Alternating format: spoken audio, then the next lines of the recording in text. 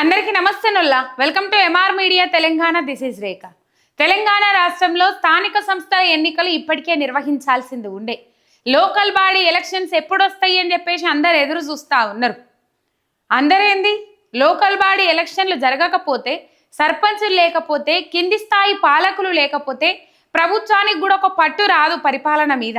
ఏ మూలకు ఏ సమస్యలు ఉన్నాయి, ఏ బాధలు ఉన్నాయి, ఏ తిప్పలు ఉన్నాయి అనేటి ప్రభుత్వం దృష్టికి రావు. ఎట్లా మాలాంటి వాళ్ళు మాట్లాడితే పెయిడ్ ఆర్టిస్టులు అంటారు, పెయిడ్ జర్నలిస్టులు అంటారు.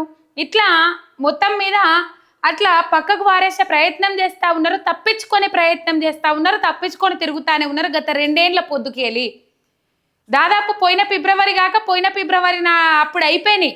ఫిబ్రవరి 1వ తారీఖు ఏమో ముగిసినాయి స్థానిక సంస్థల ఎన్నికల గడువు ఏదైతే ఉంటుందో. వాళ్ళు సర్పంచులు కానీ, ఎంపీటీసీలు కానీ, జెడ్పీటీసీలు కానీ, వార్డు మెంబర్లు కానీ వాళ్ళ గడువు ముగిసింది.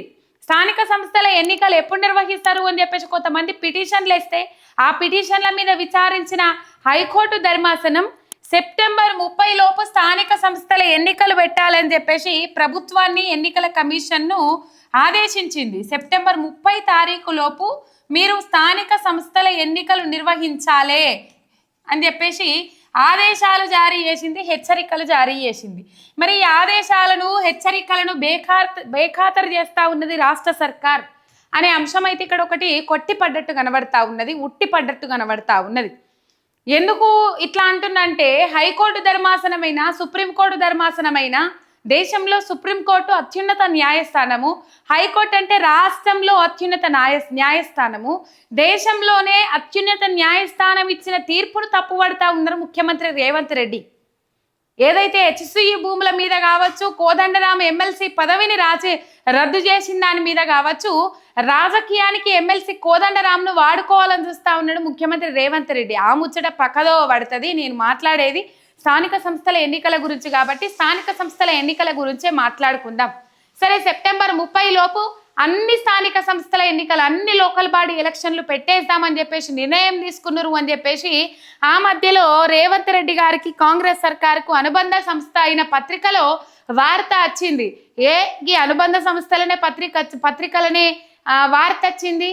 ఇక మరి మనం మొత్తం మీద వీళ్ళు అది చేయకపోతారా, ఈ వార్త నిజం కాకపోతుందా అని అనుకున్నాం.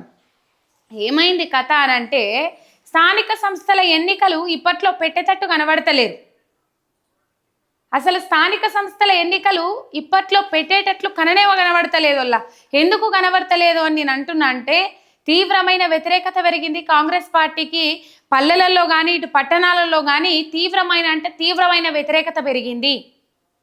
చాలా వ్యతిరేకత పెరిగింది. ఉరిమి మంగళం మీద పడ్డట్టు ఇప్పుడు దానికి తోడు ఊళ్ళల్లో యూరియా కొరత వర్ణనాతీతం. రైతుల బాధలు చెప్పలేనంతగా ఉన్నాయి.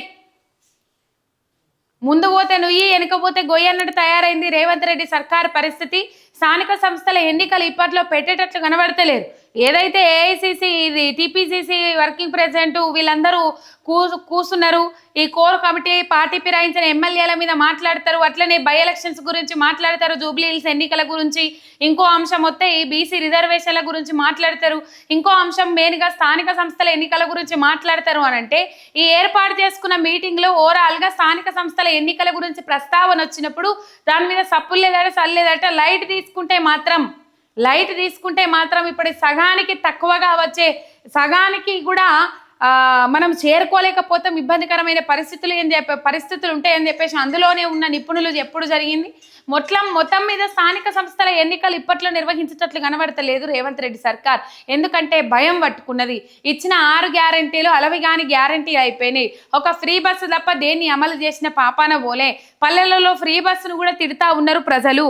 సెప్టెంబర్ 30 లోపు, ఇంకా సెప్టెంబర్ 30 అంటే ఇప్పుడు ఆల్మోస్ట్ ఇలా ఇంకో 2-3 రోజులు అయితే ఈ నెల అయిపోతుంది. ఇంకో 2-3 రోజులు అయితే ఈ నెల కంప్లీట్ అవుతుంది. ఇంకో 30 డేస్ మిగిలి ఉంటుంది. మరి స్థానిక సంస్థల ఎన్నికలు పెట్టాలంటే 10 రోజులైతే సరిపోయని చెప్పేసి మాట్లాడారు కదా రేవంత్ రెడ్డి. మరి సెప్టెంబర్ 20 తారీఖు వరకు ఏమైనా నిర్ణయం తీసుకుంటారా స్థానిక సంస్థల ఎన్నికల మీద తెలియదు. కానీ స్థానిక సంస్థల ఎన్నికలంటే బండెడు భయం పట్టుకున్నది. బొక్కబోర్ల పడడం ఖాయం. ఒకవైపు స్థానిక సంస్థల ఎన్నికలు అయిపోయిన తర్వాత ముఖ్యమంత్రి రేవంత్ రెడ్డిని మారుస్తారు, ముఖ్యమంత్రి రేవంత్ రెడ్డిని ఇప్పటికే 3 సార్లు పదవి గండం తప్పింది. ముఖ్యమంత్రిని మారుస్తారనే ముచ్చట్లయితే వినబడతా ఉన్నాయి. ముఖ్యమంత్రిని మారుస్తారు అనే ముచ్చట్లయితే వినబడతా ఉన్నాయి. ఇది మొత్తం మీద స్థానిక సంస్థల ఎన్నికల నేపథ్యంలో స్థానిక సంస్థల ఎన్నికలు ఉన్నందున ముఖ్యమంత్రిని మారుస్తే మనకే దెబ్బ పడుతుంది, ఆగమవుతుంది. ఇప్పటికీ రేవంత్ రెడ్డి ఎంబడ 9 మంది ఎమ్మెల్యేలు ఉన్నారట. ఇటు కోమటిరెడ్డి రాజగోపాల్ రెడ్డి కూడా రేవంత్ రెడ్డికి వ్యతిరేక వర్గము తయారు చేస్తా ఉన్నాడు, అది కనబడతా ఉన్నది.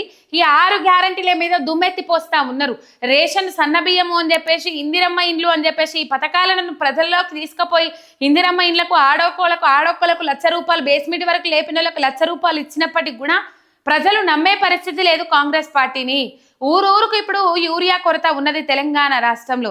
యూరియా కొరత ఉన్నప్పటికీ కూడా రోడ్లు ఎక్కేటోళ్ళు రైతులు కాదు అని చెప్పేసి కొంతమంది కాంగ్రెస్ నాయకులు, తుమ్మల నాగేశ్వరరావు లాంటి మంత్రులు మాట్లాడుతూ ఉన్న సందర్భాన రైతుల నుంచి ఇంకా తీవ్రమైన వ్యతిరేకత ఉన్నది కాంగ్రెస్ పార్టీకి. ఊళ్ళంటే స్థానిక సంస్థల ఎన్నికలంటే, లోకల్ బాడీ ఎలక్షన్లు అంటే ఐఐటిఏ, సర్పంచు, ఎంపీటీసీ, ఇటు పోతే జెడ్పీటీసీ, వార్డ్ మెంబర్ ఇవి ఉంటాయి. ఈ ఎక్కువగా ఊళ్ళలోనే ఉంటాయి. ఇక మున్సిపాలిటీలలోకి వస్తే కౌన్సిలర్ ఆ ఎన్నికలు ఉంటాయి. కానీ మొత్తం మీద ఇవి ఊళ్ళల్లో ఎక్కువగా ఉండేది రైతన్నలు. ఈ తాప మాత్రం యూరియా కొరత రాష్ట్ర వ్యాప్తంగా ఉన్నది. ఇక్కడ అక్కడ అని కాదు, రాష్ట్ర వ్యాప్తంగా. నేను అందుకే అన్నా కదా, ఉరుమి మంగళం మీద పడ్డట్టు ఈ 6 గ్యారెంటీలతోనే ప్రజలలో తీవ్ర వ్యతిరేకత ఉన్నది కాంగ్రెస్ పార్టీ మీద. ఇప్పుడు ఈ యూరియా కొరత వల్ల ఇంకా వ్యతిరేకత పెరిగింది.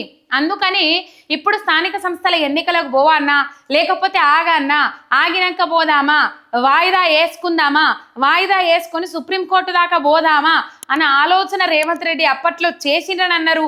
మరి ఈ రీసెంట్గా ఏర్పాటు చేసిన మీటింగ్ ఏదైతే ఉన్నదో ఆ మీటింగ్లో స్థానిక సంస్థల ఎన్నికల గురించి మాట్లాడలేదట. మరి మాట్లాడకపోతే ఎట్లా? మనం స్థానిక సంస్థల ఎన్నికలు పెట్టకపోతే ఎట్లా?